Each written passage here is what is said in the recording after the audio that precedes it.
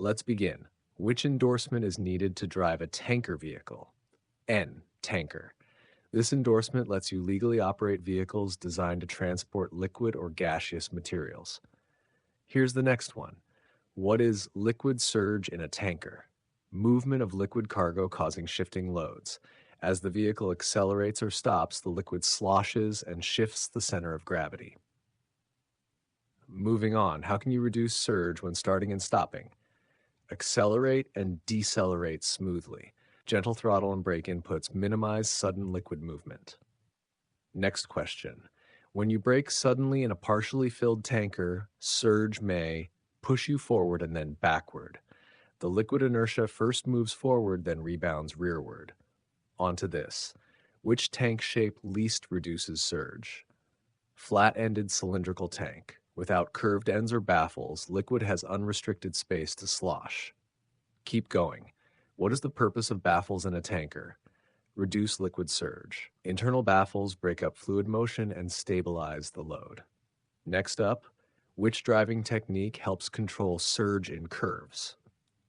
Slow down before entering the curve. Reducing speed early prevents the liquid from shifting violently. Here's another. When loading a tanker, it is safest to fill compartments equally to minimize surge. Balanced fill keeps weight evenly distributed. Continuing, how does temperature change affect liquid cargo level? Expansion or contraction affecting volume? Warmer temperatures increase liquid volume, colder temperatures decrease it. Let's proceed.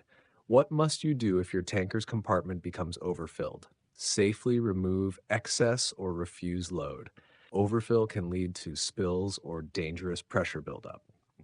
Next question. When unloading a tanker, you should control flow rate to prevent surge. A steady, moderate flow avoids sudden liquid shifts. Moving on. Why should you inspect tanker fittings before a trip? Ensure no leaks or loose connections. Faulty fittings can lead to hazardous spills en route. Here's the next. What type of hazard does a punctured tanker pose? Spill and environmental contamination. Escaping cargo can pollute water, soil, and endanger wildlife. Keep going. In cold weather, water in a tanker's air brake tanks can freeze and cause brake failure. Ice formation blocks valves and air lines. Onward. What is the recommended parking procedure for a loaded tanker? Apply parking brakes and chock wheels. This prevents unintentional movement on inclines. Here's another. Why are compartmented tanks safer than single compartment tanks? They limit surge distance in each compartment. Smaller liquid volumes in each section reduce motion. Let's continue. When coupling a tanker trailer, ensure the landing gear is properly cranked to firm ground. Stable support prevents tipping when uncoupled. Next up, after coupling, you should check that all loading-unloading valves are closed. Open valves can leak cargo as you drive. Here's the next one. What should you do if you detect a leak at a valve or fitting? Stop and repair before continuing. Continuing could worsen the leak and risk a spill. Moving on, when transporting chemicals in a non-pressurized tank, you must ensure proper closure of all hatches and fittings. Secure closures prevent vapors or liquid from escaping. Next question, how often should you visually inspect your load in transit? Whenever stopping for brakes or refueling, regular checks catch leaks or cargo shifts early. Continuing, what is liquid surge most likely to affect?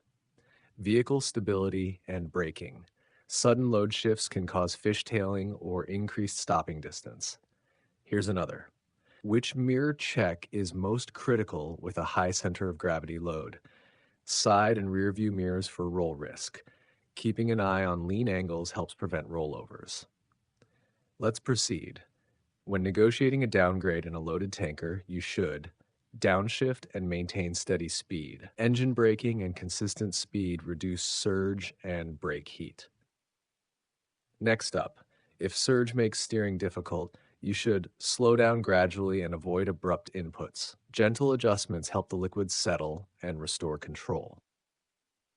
Onward. Which compartment filling pattern minimizes surge? Alternate compartments in sequence. This approach balances liquid movement throughout the tank. Here's the next. What should you do before entering a bridge with a tanker? Check weight and clearance limits. Overweight or oversized loads can cause structural or clearance issues. Keep going. What is the effect of wind on a tanker's handling? High crosswinds can push the tanker off course. Large surface area makes tankers susceptible to gusts. Moving along, during a pre-trip, you should walk around and check tanker for visible dents, leaks, and secure hatches. Inspecting the exterior prevents surprises on the road. Continuing, when warming cargo in a tank with steam coils, you must monitor temperature to avoid overpressure. Overheating can compromise tank integrity. Next question, what device helps to prevent overpressure in a tanker compartment? Pressure relief valve. It opens automatically when internal pressure exceeds safe limits. Onward, why must you secure the trailer's dome hatch? To prevent cargo spillage. An unsecured hatch can pop open under pressure or during movement. Here's another. When transporting corrosive liquids, you should wear proper personal protective equipment, PPE. Gloves, goggles, and protective clothing guard against exposure. Moving on. What is the safe approach distance when a tanker is leaking an unknown liquid? Do not approach. Notify emergency services. Maintain distance until professionals assess the hazard.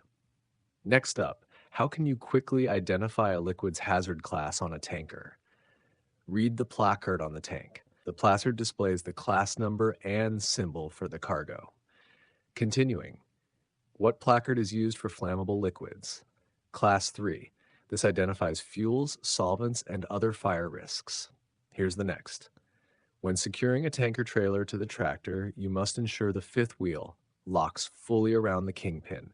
A complete lock prevents trailer separation. Moving along, what should you check after backing under trailer? Locking jaws, engagement, and trailer support. Confirm both tractor and trailer are stable before driving. Next question. How often must a driver inspect tanker loading and unloading equipment? At each use. Constant vigilance prevents equipment failure and leaks. Continuing. What does an emergency shutoff valve do? Stops flow instantly during spills or fires. Quick shutoff minimizes release volume. Onward. When refueling a tanker, must ground the vehicle to prevent static discharge. Preventing sparks avoids ignition of vapors. Here's another. If your tanker carries food-grade liquids, you must sanitize compartments before loading. Clean tanks prevent contamination of edible cargo. Moving forward, what is the minimum dome hatch cover rating for pressure in a food-grade tanker? 16 psi. This ensures the cover can withstand normal pressure variations. Next up, why is it critical to tighten fittings before departure? To prevent leaks and ensure safe transport. Loose fittings can fail under vibration.